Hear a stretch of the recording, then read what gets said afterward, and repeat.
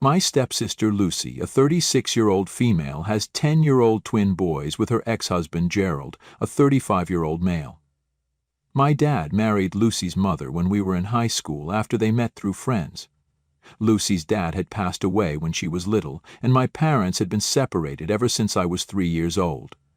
My dad had full custody and my mother only had visiting rights because she had early onset dementia and passed away when I was in middle school. Lucy is 3 years older than me, and when our parents introduced us to each other, she was 15 and I was just 12. She was kind of older than me and had this air around her, as if I was beneath her, and she didn't reciprocate my attempts to make friends with her. Our parents were in a relationship for 3 years, but she never tried to get to know me or befriend me, probably because I wasn't cool enough for her. I don't know what it was, but for some reason she never seemed to like me much. At first I thought I was imagining it, but with time I realized that she just didn't want me around, which was difficult to accept because I had been really excited about getting a big sister. There were times when I would try to talk to her, but she would just roll her eyes at me, and on more than one occasion, she slammed her door shut when she saw me outside her room. The funny part was that I would just be minding my own business and playing on my own. It just happened to be right outside her room. It felt like my existing around her was a problem, even if I wasn't trying to talk to her. I didn't understand the concept of teen angst at that point, and I used to feel terrible because of how she used to treat me. But I kept trying to befriend her until I finally reached an age where I could understand that she just wasn't into it, and we could never be friends. Sometimes, though, after our parents got married, I stopped trying to be her friend. By then I was 15, and she had just turned 18. She was about to graduate and move out for college, so it didn't matter anyway if we were friends or not because we wouldn't be living in the same house for long. Once she moved out for college, she would only come back for the holidays or occasionally on the weekends, and after she got a job, even those visits reduced considerably. I also moved out when I started college and got my own apartment a few months after I graduated. Now that both of us were living on our own, we would only get together on the holidays or come back home to see our parents sometimes. We didn't keep in touch once we moved out, and were practically strangers who met once or maybe twice a year. Lucy actually met Gerald because of me, because I was the one who invited him home for our Christmas party one year. Gerald's sister, Joanna, was in college with me, and we remained close friends even after we graduated. One year she told me that her parents were out of town for Christmas, since one of their close family friends was sick and they were visiting him. She mentioned that she and her brother were bored at home because everyone else seemed to have plans with their family already. So I invited her and her brother home so they could celebrate Christmas with us, and that's how Lucy met Gerald. They spent the entire evening together, and a few weeks later, Joanne told me that they were going out together. I thought it was sweet and was very happy for them when they announced that they were getting married after 2 years of being together. Joanna and I were both bridesmaids, which felt really strange. Lucy and I had never been close, and yet I was a bridesmaid at her wedding. But she was actually nice to me after she started dating Gerald and finally acknowledged my existence. It was probably because Joanna and I were close, and it wouldn't be a good look for her if I started telling her the way she used to treat me when I was younger, like she was too good for me, and I was a blip in her otherwise perfect life.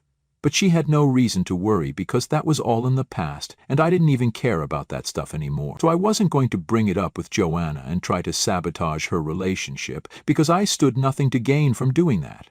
However, I didn't mind the fact that she was being nice to me just so I would keep my mouth shut about stuff from the past. And I can tell you guys for a fact that the only reason she started being nice to me was because she didn't want me to blab. Because as soon as she hit a rough patch with Gerald, she stopped pretending to be my friend and cut ties with me. Throughout their relationship and their marriage, she would text me once a week, check up on me, and be all friendly with me, but that went out of the window as soon as Gerald filed for divorce. She would do the same for Joanna, so I knew that it was completely obligatory, and she was doing this only because she would have to see us as every family get together or birthdays and anniversaries. They stayed together for 3 years, so she was my friend for almost 5 years back then. But then the divorce proceedings started and we went back to being strangers again. I didn't know why they were getting divorced because by then they already had a child and it just happened really suddenly. I couldn't ask Lucy the reason why she was getting a divorce because she clearly didn't feel the need to pretend to be my friend anymore. So I asked Joanna, because I was sure that Gerald would have told her. And so I found out that the two of them had been fighting about money because Lucy had been spending money like there was no tomorrow, which wasn't surprising because she always had been a spendthrift and had no sense of financial responsibility. Gerald had tried to talk to her and explain to her that now that they had kids, they couldn't keep spending money without thinking of the future, and they had to start saving. Lucy didn't take it well, and she told him that since she was an earning member of the family, she could do whatever she wanted to with her money, and it was not his place to tell her what she could and couldn't do.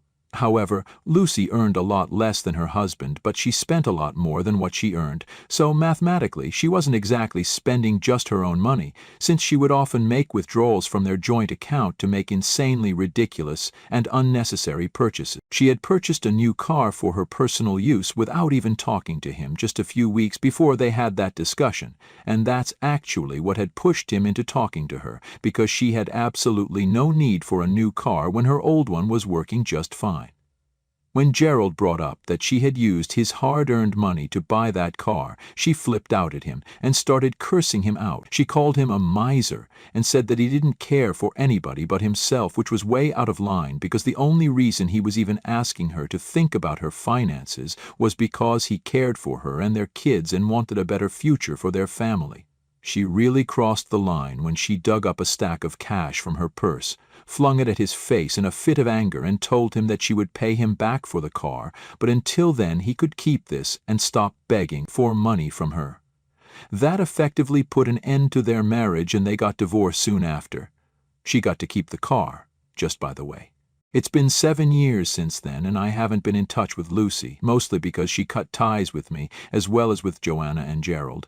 We do meet each other on the holidays, but she ignores me now, unlike earlier when she would at least greet me. But I don't care because I don't like her much either, especially not after what Joanna had told me about the reason behind her divorce, because I realized she was just an arrogant and stuck-up brat and had always been that way. So now suffice it to say that she and I are not friends in any way whatsoever. They have shared custody of the boys, and they spend half the year with Lucy and the other half with Gerald. The only time I even meet her kids is when Joanna and I are asked to babysit by Gerald. The three of us have kept in touch and are pretty great friends, actually, so it's not uncommon for me to look after the twins whenever Gerald's too busy or Joanna's unavailable.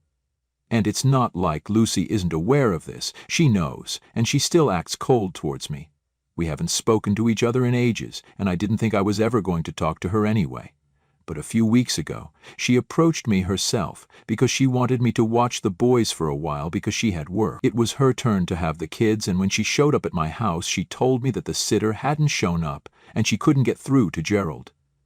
She wasn't willing to contact Joanna because she didn't trust that girl, and she couldn't ask our parents to watch the kids because they were out of town, and none of her friends were interested in looking after the boys. It was a Saturday, so they didn't have school either, but Lucy had an important appointment with a client and she was already running late for the meeting, so I was the only person that she could turn to. Under normal circumstances, I would have taken them in, no questions asked. But I had a really important job interview lined up, and I couldn't have two kids running around the house during the interview. I love the twins, but they can be quite a handful, and they're really loud and unruly sometimes. I tried to tell Lucy that I couldn't watch them because I had work to attend to, but she told me that it didn't matter much because I work from home, so I could manage this, but she had to go attend the meeting in person. She couldn't postpone this because it was an important client, and they'd get busy after this, so I told her that I was literally in the same situation. However, she insisted that she had to go meet her client in person, and it was different for her. I tried to tell her that even if I did work from home, I still needed a certain peace and quiet, and I wouldn't be able to watch the kids and do my work. And besides, I had a job interview today, and it was a really important one because it would mean better pay and a better position. I couldn't mess this up because opportunities like these are hard to come by. But Lucy didn't seem to care. She pushed the kids inside my house and told me that I was watching them until she was done with her meeting and she would pick them up in the evening. But until then, I had to look after them whether I wanted to or not, because that's what it meant to be a family, and I couldn't shirk my duties, so I had to suck it up and deal with it. Of course, I didn't like that because, as I mentioned above, we are definitely not a family and she has never treated me as such. And we can't become family just for one day according to her convenience. She left in a hurry before I could even tell her to stop and take her kids with her. She had started driving away as soon as the kids were inside. For the first couple of seconds, I didn't know what to do, because I had to hop onto the meeting in an hour, and I needed the kids to be picked up before that. My first instinct was to call their father, but just like Lucy had told me, the calls wouldn't go through. So I decided to call Joanna, and luckily she answered, so I explained the situation to her, and she was at my place in no time. She took the kids away with her even though she had a day off, but I was so happy that she was sacrificing it just to help me out. My interview went great and I ended up getting the job. But things didn't end well for Lucy. After the interview, I received a call from Gerald. Joanna had already told him everything, and when he called me, he told me that he had been unavailable in the morning because there had been some issue with the electric circuit in his house, and every single electronic appliance in his house was busted when he woke up, including his phone, since it had been charging overnight. It had been a crazy morning for him, and he hadn't been able to receive any calls because his phone was dead. He'd left his laptop at work the previous day as well. He told me that he had to run around town in person to find an electrician and get everything fixed. He also had to get a new phone because he couldn't get his old one to work, and that's how he could finally talk to us. The universe had aligned just perfectly to screw everything up for literally every single person involved, and it had been an insane morning for all of us. But Lucy was the only one who had acted selfishly and just abandoned her kids with me. I told Gerald that I had told her several times that I couldn't look after them because I had a job interview, but she still pushed them inside and told me that I had to look after them because I was apparently family now and it was my duty. I hadn't told Joanna about the argument in the morning that day because I was in such a hurry, but in the evening I explained everything to both of them and told them all about the argument and how she had forced me to take the kids in and driven away before I could oppose it. Gerald seemed very annoyed while I was telling them about it, and later on I found out that was because apparently this was not even the first time that Lucy had pulled off something like this. This had been happening quite frequently in the past couple of months, where Lucy would just drop the kids off at her relatives' places, or worse, their common friends' homes, on the pretext of having important work to attend to, and then drive away before they could protest.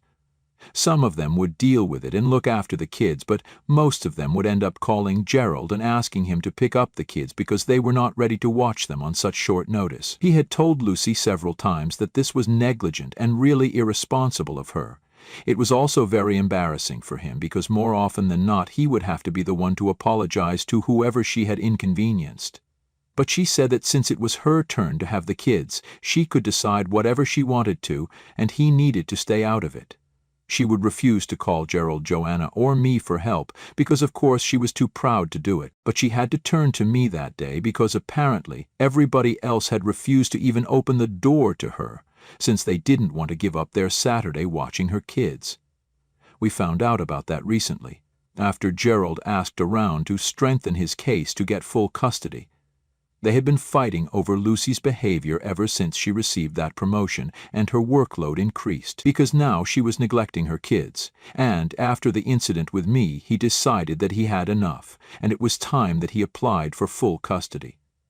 There were also a couple of other things that had been bothering him because Lucy had been spoiling the kids rotten while they were living with her, and it was always a task for him to get them to behave when they started living with him. For years he would try to teach them to behave themselves, but Lucy believed in letting boys be boys, and so she would let them run wild around the house without bothering to discipline them or teach them right from wrong. So by the time they came back to Gerald, all the hard work that he had put in during his half of the year would be undone.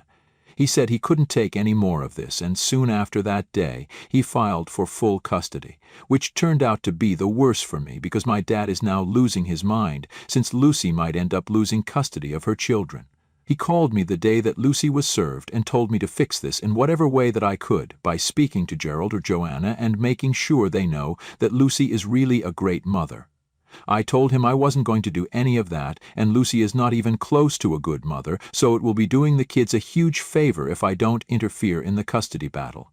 But he insisted that I do what he said, or else he would cut me out of his will and never speak to me again. He says that Lucy hasn't stopped crying ever since she was served, and he believes that this is all my fault because I should have just watched the kids for a while that day instead of throwing a fit about it and getting the others involved. I don't understand how this is my fault, because Lucy has never been my friend. She can't just show up one day and expect me to treat her like family and do whatever she asks me to. And honestly, even if Gerald had been the one to approach me that day, which he never would have without prior notice, I still would have said no, and he would not have forced me either. That's what a good parent does. They take responsibility for their kids instead of forcing other people to take them in. I tried to argue with my father and talk some sense into him, but he wouldn't listen to me and gave me an ultimatum. He told me that I could either talk to Gerald and get this fixed, or I would lose him. AITA for telling my stepsister's ex-husband that she dumped her kids on me on the day of my job interview. Update 1. Hey, so a lot of you have been asking about my relationship with my father.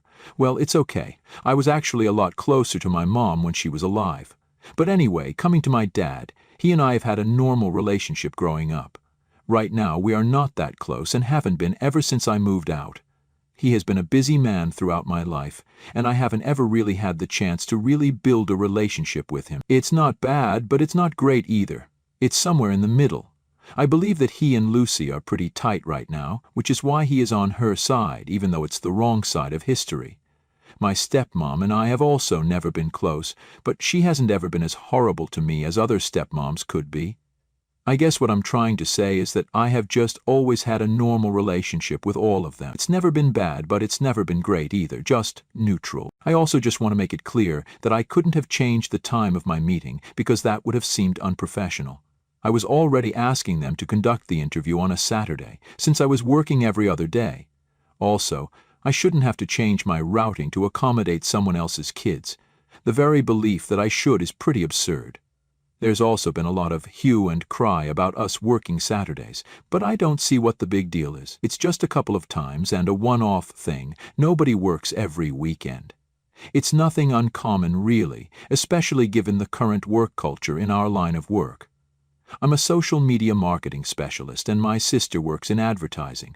As far as I know, working Saturdays isn't unheard of, so I hope that clears things up, since many of you were confused as to why I had an interview on a weekend. Also, just to be clear, Gerald and I became friends after he started dating Lucy. So, there. I hope that clears everything. Update 2. It's been a week since I posted here, and the custody battle has already started, so it's too late for me to do anything, but my father has still been trying to get me to talk to Gerald and do something about this. He thinks that I'm the only one who can do something because he is my friend and he might listen to me. He has also been playing the family card relentlessly, just like Lucy had tried to, and says that I should think about her first. I have tried to explain to him that it's too late for me to do anything, and I also don't want to say anything about this because it's not my place. This is between the kids' parents, and since I'm not even a blood relative to them, I think it would be really inappropriate for me to try and get him to stop. In addition to that, I also don't want to do this because I don't think Gerald is in the wrong. I think he is doing the right thing by trying to get full custody of his children. It's the best thing for all of them in the long run. Lucy is arrogant, rude, and entitled, and I don't think she is a good influence on the kids. She is going to raise them to be exactly like herself, and why would anybody want that to happen? Least of all their father. I haven't said that to my dad, but if he bothers me again, then I just might snap and say that because that's exactly what I think. Funnily enough, while my dad has been fighting for Lucy and talking her up to get me to change my mind, she hasn't had a word for me. I don't think she has much to say anyway, because she knows that this is just her own fault. Update 3. So, I received a call from my dad's lawyer today, and he told me that my dad was cutting me out of the will since I hadn't done what he had asked me to. It's been 3 weeks since my last update, and I have been busy with my new job. There is a lot that I have to catch up on, and I have a lot on my plate right now, so I can't afford to waste my time dealing with my dad and his antics. So I told his attorney that I was fine with it, and then I hung up before he could say anything else. My dad found that very insulting, so he took it upon himself to visit me and tell me that he was very disappointed in how I was behaving. He came by in the evening just as I got off work, and even when I told him that I wasn't interested in talking to him right now because I had a really long day, he refused to leave and told me that we needed to have this conversation. But I stood my ground, and I refused to let him in, so he stood on the porch and began to lecture me about the importance of family. He told me that I had ruined Lucy's life, by complaining about her to Gerald, knowing that he would jump at the opportunity to take her kids away from her because he was apparently a selfish man who cared about nothing but himself and only wanted to make her suffer, because he still held a grudge against her for whatever had happened in the past. Now, I could have told my father that this couldn't be further from the truth, but there was no point, because he was only going to believe what Lucy had told him. So instead, I satisfied myself by telling him that he could continue to tell himself that she was the one who was right and everybody else was wrong. He was free to do whatever he pleased as long as he kept me out of it. So if he wanted to, then he could talk to Gerald and try to defend Lucy, but I wasn't going to do his dirty work for him. Then I tried to shut the door, but he started yelling at me and said that I had no loyalty towards my family, and I ignored it. When he realized that I wasn't going to let him get to me, he decided to strike a really low blow, and said that it was probably for the best that I didn't have any kids of my own, because I would make a terrible mother. And then he turned around to go back home, because he knew that he had hit me where it hurt. Don't get me wrong, I love my life as it is, but I have found myself wishing that I had a family of my own as well. I have had boyfriends in the past, but it's never lasted long enough for me to get serious, and I have been really hurt in relationships, because my longest relationship ended with the guy cheating on me, so I couldn't bring myself to trust people again for a really long time. He and I had been together for several years, almost 5, and had even been planning to get married when we separated, but unfortunately it ended when I found out that he had been having an affair with his secretary. That relationship had come to an end just a couple of years ago, and everybody in the family had known about it, because I had been depressed in the aftermath of the breakup, and it had taken me a really long time to get back on my feet. Again, I'm doing better now and have moved on, but it still hurts when people bring it up, and for my own father to use it against me was low. I couldn't believe that he was actually making a mockery out of something so awful, but I got over it pretty soon once I realized that this guy wasn't my dad anymore. This was Lucy's family coming after me because I had hurt her. My dad was long gone, and now I had no parents, so I had no need to feel bad about what a stranger said to me. Thinking about it like that made it really easy for me to deal with. It still kind of hurts, but it's done now, and the only thing I can do is cut them all out of my life for good. Update 4? So this is going to be a short update for those of you who were asking about what happened with the custody case. I'm sure that this will not come as a surprise to anyone, but Gerald got full custody of the kids. We all saw it coming, and we were really happy for him, as well as the kids, because this is what is best for them. Lucy wasn't happy about it, and decided that she was going to get back at us by running her mouth all over town and telling everybody that we had ruined her life and stolen her kids from her. It's ironic that she has been talking so much about how much she misses her kids, but it's been almost a month since she lost custody of them, and yet she hasn't even been to visit them once. She still has visiting rights, so there is no excuse for this, and it just goes to show how little she cares about them, and that she has only been talking about the kids for sympathy. A mother who uses her kids to gain sympathy doesn't deserve them anyway, in my opinion. At least Joanna and I still get to see them. They miss their mom, but they'll be fine. My work is also going pretty well. I haven't spoken to anyone whom I dislike, so I really don't have any regrets right now.